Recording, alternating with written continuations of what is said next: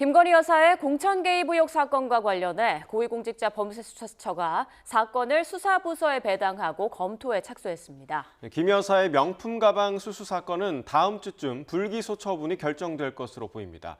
취재기자 연결해서 알아봅니다. 홍민기 기자.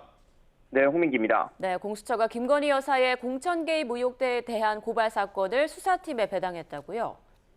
네, 그렇습니다. 앞서 시민단체 사법정의 바로 세우기 시민행동은 지난 23일 윤석열 대통령과 김 여사 등을 공직선거법 위반과 직권남용 등 혐의로 고발했는데요.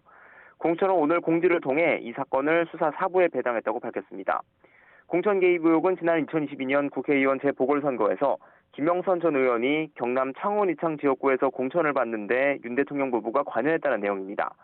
의혹의 핵심 관련자로 지목된 명태균 씨가 선거 2달 후 김 전 의원에게 6,300만 원을 받은 정황에 대해선 현재 검찰이 수사를 벌이고 있습니다.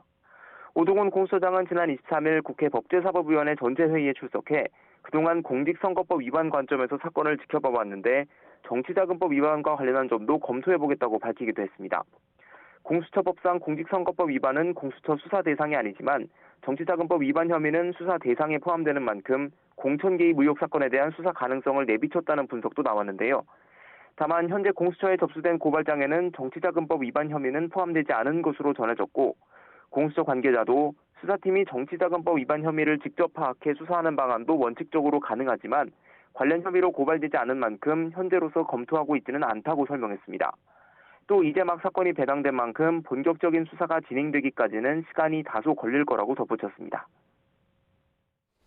네, 김건희 여사 명품 가방 수수 의혹 사건 다음 주쯤 처분될 것으로 보인다고요? 네, 그렇습니다. 사건을 수사한 이창수 서울중앙지검장은 어제 명품 가방 수수 의혹 사건 수사 결과를 심우정 검찰총장에게 보고했는데요. 수사팀은 가방을 받은 김 여사와 가방을 건넨 최 목사를 모두 불기소하는 것으로 가닥을 잡은 것으로 알려졌습니다. 김 여사가 최 목사에게 받은 300만 원 상당의 명품 가방과 향수, 화장품 등 선물에 직무 관련성과 대가성을 인정하지 않은 겁니다. 검찰은 또 직무 관련성에 대한 판단이 엇갈리는 만큼 법원 판단을 받아볼 필요가 있다는 수사심의위원회 권고를 깨고 최 목사도 재판에 넘기지 않기로 결정한 것으로 알려졌습니다.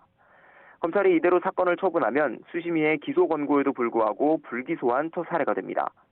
검찰은 심 총장의 최종 승인을 받아 다음 주쯤 수사 결과를 발표할 것으로 보입니다. 지금까지 고위공직자 범죄수사처에서 YTN 홍민기입니다.